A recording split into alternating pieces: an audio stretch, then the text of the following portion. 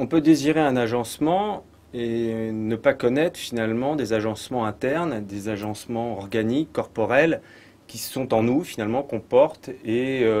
que la culture, l'éducation nous ont poussés à masquer, à cacher, soit par la pudeur, soit par le dégoût. Et en particulier, c'est le cas de certaines matières. Les eaux usées en font partie, tous les déchets organiques en font partie, donc on relègue, on cache, on éloigne. Finalement, on a du mal à gérer tout ça. Alors, un certain nombre d'artistes sont allés questionner et parfois ont répondu avec certaines provocations pour mettre en scène soit ce dégoût, soit cette projection culturelle sur des matières finalement qui sont totalement inoffensives, mais qui sont culturellement connotées, sales, dégoûtantes, immondes, et j'en passe. Alors, par exemple, ici nous avons Wim Delvoye, artiste belge contemporain, ô combien, et qui a mis en place, a agencé un dispositif de production de merde ou de caca, c'est comme vous voulez, et qu'il a nommé, vous voyez, je me touche le nez parce que voilà, c'est quand même particulièrement nauséabond a priori, et qui, dans un dispositif, dans un centre d'art ou dans un musée, absolument clinique, a reproduit totalement,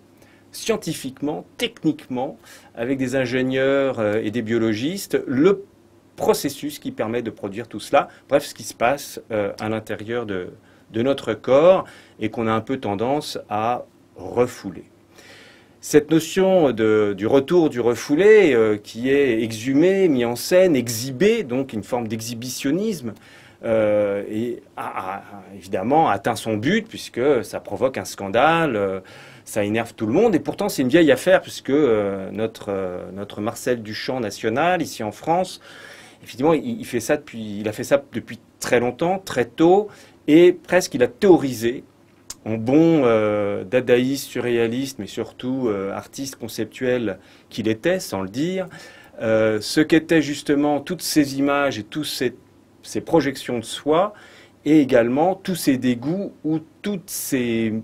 mauvaises, enfin méprises ou mauvaises compréhensions de ce qu'est l'œuvre d'art. Et à tel point qu'il a installé un beau jour, il l'a signé d'ailleurs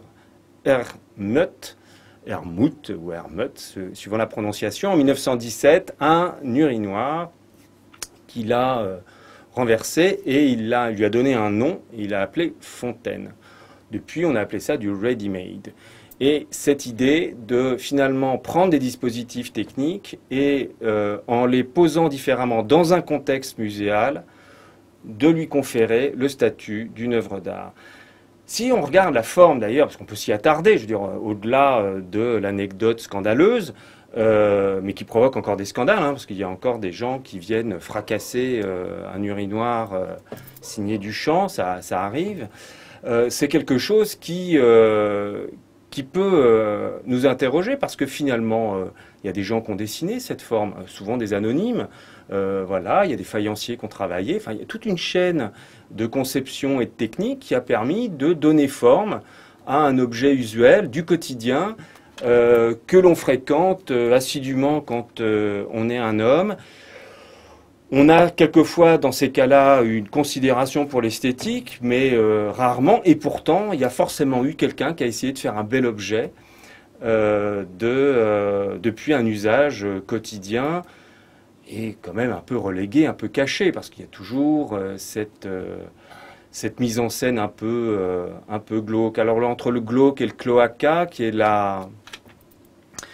nom de l'installation de Wim Delvoye, évidemment, on peut s'attarder sur le trait d'humour très surréaliste belge, j'ai envie de dire,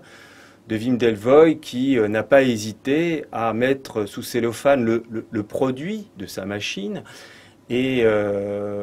cloaca, vous verrez que c'est quand même l'anagramme d'une boisson de couleur brune et qui est mondialement connue. Alors, évidemment, vous voyez ce à quoi je veux faire allusion. Tout ça pour vous dire qu'il y est question de matière, fécale pour le coup, il y est question de matière liquide, l'urine, mais pas seulement, puisque finalement, cette boisson, comme d'autres, sera transformée, suivant le tri qui en est fait dans le corps, par nos organes vitaux, eh bien, il sera produit une œuvre, et je vous renvoie à Freud qui, effectivement, a beaucoup travaillé sur ces analogies-là, de la production infantile, qui crée l'émerveillement chez la mère, qui constate